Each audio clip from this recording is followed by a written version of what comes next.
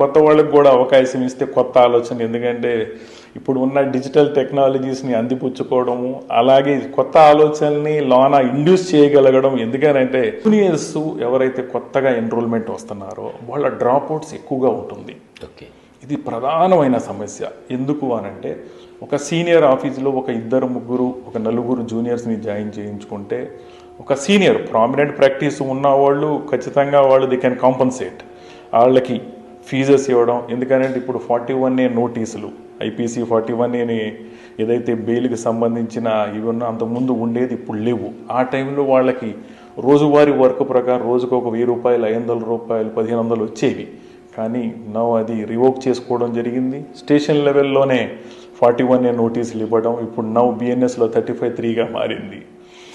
ఉపాధి కోల్పోయారు junior advocates ఏదైతే సస్టైన్ చేయడానికి. కనీసం వాళ్ళకి ఒక పొలిటికల్ స్టంట్గా కాకుండా ఒక అరగంట ఏదో ఒకటి నెలవారీ ఖచ్చితంగా వాళ్ళని అకామిడేట్ చేస్తూ నెలవారీ వాళ్ళకి ఒక స్టైఫండ్ లాగా గౌరవ పారితోషికం ఏదైనా ఇస్తే ఖచ్చితంగా ఒక 10,000 వాళ్ళు ఒక ఫేస్ మీద మెచ్యూరిటీకి వచ్చి స్కిల్స్ డెవలప్ చేసుకునేంత వరకు వాళ్ళకు 5 సంవత్సరాలు వాళ్ళకి అవగాహన కల్పించి స్టైఫండ్ రూపంలో ప్రతి సంవత్సరం, ఇది బార్ కౌన్సిల్ తోటి సాధ్యమవుతుంది అని అనను, గవర్నమెంట్ యాక్ట్గా చేయగలిగితే it will be a great help. Otherwise వేరే ప్రొఫెషన్స్, డబుల్ డిగ్రీ ఉన్నవాళ్ళు, డబుల్ గ్రాడ్యుయేషన్ ఉన్నవాళ్ళు వేరే ప్రొఫెషన్స్ వైపు డీరేల్ అయిపోతున్నారు.